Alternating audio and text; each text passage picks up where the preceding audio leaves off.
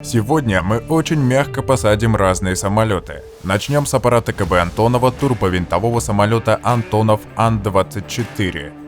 Добротная посадка, наша вертикальная составляющая была 129 футов в минуту, что является хорошим результатом. Следующий на очереди региональный сухой Супер Джет 100. И здесь результат уже гораздо лучше — 61 фут в минуту, что в 2 раза меньше, чем в прошлый раз. Переходим к самолету больше и всеми известному Туполеву Ту-154. 5.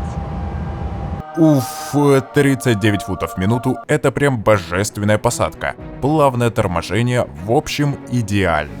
И напоследок Королева Небес Боинг 747. Очень тяжелый двухпалубный самолет. По-моему, самая красивая посадка в этом видео принадлежала именно 747-му. Как вы считаете,